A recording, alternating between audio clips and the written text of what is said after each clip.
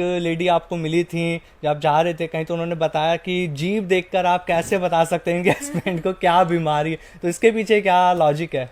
Actual में क्या, आयुर्वेद में कई तरह से व्यक्ति की एक तो प्रकृति पहचानी जाती है जी, और क्या उसके तकलीफ आ सकती है वो पहचाना जाता है जी। आयुर्वेद में हम देखते हैं जीभ, जो हमारे अच्छा। आयुर्वेदिक डॉक्टर्स होते हैं, हाँ जी, वो जीभ देखते हैं। अगर तो जीभ मोटी है जी। तो लीवर फैटी है। अच्छा। अगर जीभ पतली है और साइडों पे ऐसे ऐसे लहर बनी हुई है, जी, तो मतलब किडनी में सिस्ट है या किडनी में स्टोन है या किडनी में इंजरी है या जी। किडनी खराब होने की तरफ चल रही है। जी।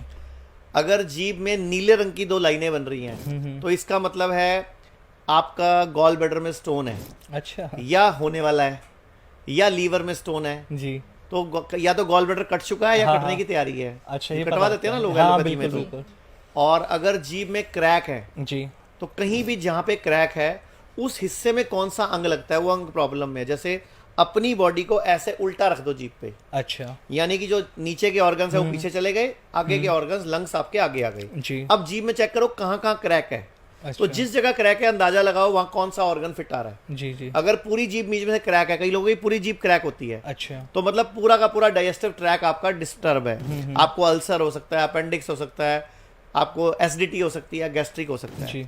और अगर पिछले हिस्से में कुछ दाने उभरे हुए हैं, कुछ मांस उठा हुआ है, तो आपके जेनाइटल ऑर्गन्स, जैसे पुरुष है तो प्रोस्टेट की प्रॉब्लम होगी, फीमेल्स है तो उसको कोई ना कोई वेजाइनल इशू होगा, यूटीआई होगा, या जी, यूट्रस प्रॉब्लम्स हो सकती हैं।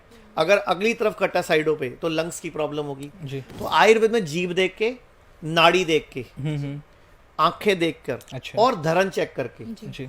धरन नाभि को नहीं चेक करते, धरन नाभि से नहीं अच्छा, चेक फिर? करते, हाथ में यहाँ पे ये पॉइंट दबा के चेक करते हैं। अच्छा। अगर इस पॉइंट को दबाने से भयंकर दर्द हो रहा है, जी। तो इसका मतलब धरन पड़ी हुई है। या दोनों हाथों की लकीरें मिला के पूरी चेक करते हैं आगे तक, जी। जैसे यहाँ से लकीरें मिलाओ पूरी, हाँ, हाँ। आगे तक की सारी लकीरें मिलनी चाहिए। अच्छा, ये सारी हमारे हाथ की लकीरें सेम होनी चाहिए। अदरवाइज ये वाली मिलाएंगे ना बड़े हाँ जी, वाली, हाँ जी, हाँ जी। तो आगे वाली ऐसे आगे पीछे हो जाएगी, जी, बिल्कुल। तो मतलब धरन पड़ी हुई है, यानी कि नाभि सरकी हुई है। अच्छा, अच्छा।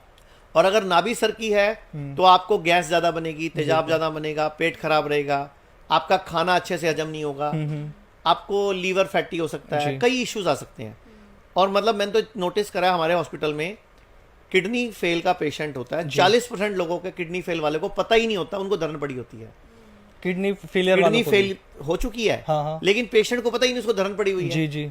ऐसे ही लीवर फेल के कम से कम 50% पेशेंट को पता ही नहीं होता उनको धरन पड़ी हुई है। जी, ऐसे माइग्रेन के पेशेंट में देखा मैंने 80-90% चांसेस में धरन पड़ी होती है। जी, जी, जी। मतलब माइग्रेन है, दर्द की गोली खा रहे हैं, हाँ। सिर पे पट्टियां बांध रहे हैं, कोई ना कोई बाम वाम लगा रहे हैं, लेकिन धरन नहीं चेक करते। और धरन निकालना बड़ा आसान है, दोनों पैर सीधे करके जमीन पे सीधे लेट जाओ जी। और दोनों पाँव को ऊपर उठाओ लगभग 1 फीट तक, अच्छा। और रोक के रखो 10-15-20 सेकंड और धीरे धीरे नीचे ले आओ। जी। ऐसा 3 बार करना होता है। अच्छा। या व्यक्ति को सीधा खड़ा करके हाथ मोड़ के ढीला छोड़ के बॉडी को, ये जो नस होती है यहाँ पे, जी।